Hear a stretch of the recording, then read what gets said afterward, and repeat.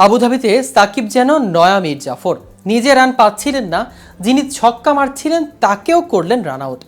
Abu Dhabi টি10 লিগে ব্যাটে বলের সমান তালে সেরা পারফরমেন্স করতে পারছেন না সাকিব আল হাসান।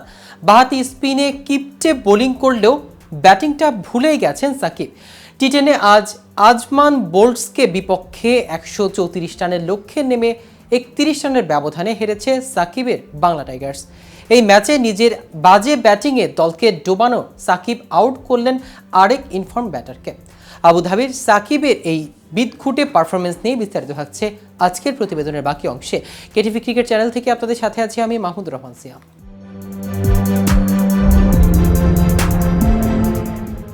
133 রান তাড়া করতে নেমে প্রথম 4 ওভারে 41 রান তুলতেই দলকে 4 উইকেটে হারিয়ে চাপে পড়েন বাংলা টাইগার্স। পঞ্চম উইকেটের জুটিতে ক্রিজে নামেন অধিনায়ক সাকিব। তখন জয়ের জন্য 36 বলে 93 রানের প্রয়োজন। দলের এমন পরিস্থিতিতে পঞ্চম ওভারে মোহাম্মদ নবী তৃতীয় বল থেকে শেষ বল পর্যন্ত টানা 4টি ডট বল দেন সাকিব। দলের অধিনায়ক রান করতে পারছেন না, তবে অপর প্রান্তে থাকা ইফতিখার আহমেদ আগ্রাসী মেজাজে খেলতে থাকেন। নিজের প্রথম রানে দেখা পান সাকিব 5 বল খেলার পর। সাকিবের রান খরা থাকলেও অপর প্রান্তে 4-6 মারতে থাকা ইফতেখারকে ষষ্ঠ ওভারে রান আউট করে প্যাভিলিয়নে ফেরান। 8 বলে 21 রান করা ইফতেখার যখন ফেরেন তখন ক্রিজে থাকা সাকিব করেছেন 6 বলে 1 রান। শেষ দিকে সাকিব রান করলেও দলের হাত ঠেকাতে পারেননি। 4টি 4 ও একটি 6, শেষ পর্যন্ত 19 বলে 29 রান করা সাকিবের ইনিংসে বাংলা টাইগার্স 100 রান পেরিয়ে যায়। আজমান টাইগার্স 31 রানে জয় পায়। এর আগে বল হাতে 2 ওভারে 17 রান দিয়ে 1 উইকেট নেন সাকিব। আগে ব্যাট করতে নেমে আজমান বোল্টস অ্যালেক্স হেলসের 30 বলে 75 রানে ভর করে 10 ওভারে 1 উইকেটে 133 রান করেন। প্রসঙ্গত, একসঙ্গে তিনি ফরম্যাটে অলরাউন্ডারদের শীর্ষে ওঠা একমাত্র ক্রিকেটার সাকিব আল হাসান। ফ্র্যাঞ্চাইজি লিগগুলোতে তার চাহিদাও ছিল বাকিদের চেয়ে অনেক বেশি।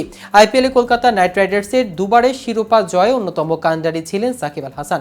জাতীয় দলের খেলার সময় ফ্র্যাঞ্চাইজি লিগে ব্যস্ত থাকায় তাকে নিয়ে নানা সমালোচনা হয়েছে একসময়। জাতীয় দলে অনিশ্চিত, আইপিএলের 20 ব্যাগে নেই, কাউন্টিতে আছে নানা যদি কিন্তু। একে একে সব দরজা বন্ধ হচ্ছে। তাহলে বাংলাদেশের এই সাবেক অধিনায়ক এখন খেলবেন কোথায়? গত 24 ও 25 নভেম্বর অনুষ্ঠিত হয় আইপিএলে নিলাম। বাংলাদেশ থেকে নাম দেওয়া হয় 12 জন ক্রিকেটারের মধ্যে শুধু নিলামে ডাকা হয় মুস্তাফিজুর রহমান ও রিশাদ হোসেনকে। তাদের কারোর প্রতি আগ্রহ দেখায়নি কোনো ফ্র্যাঞ্চাইজি। সময় আইপিএলে সাকিবই ছিল বাংলাদেশের একমাত্র প্রতিনিধি, অথচ সে সাকিবই এবার ডাক পেল না। অবশ্য আইপিএলে গেল কয়েক বছর ধরে অনিয়মিত সাকিব। গত 2 আসরে খেলেননি, তার আগের আসরেও সুযোগ পান মাত্র 2 ম্যাচে। আইপিএলে পরের নাম আসে বিগ ব্যাশে, সেখানেও সাকিবের জন্য দরজা বন্ধ। 2019 সালে ফিক্সিংয়ের প্রস্তাব পেয়ে গোপন করায় তাকে 2 বছরে নিষিদ্ধ করেছে আইসিসি। পরের বছরে তাকে লিগে নিতে আপত্তি জানায় ক্রিকেটের অস্ট্রেলিয়ার নৈতিক পুলিশ। তো ভিউয়ার্স, ভিডিওটি সম্পর্কে আপনাদের কোনো মতামত থাকলে আমাদের কমেন্ট করে জানাতে পারেন। সাথে সাথে নিয়মিত ক্রিকেট আপডেট পেতে কেটিভি ক্রিকেটের সাথেই থাকুন। ধন্যবাদ সবাইকে।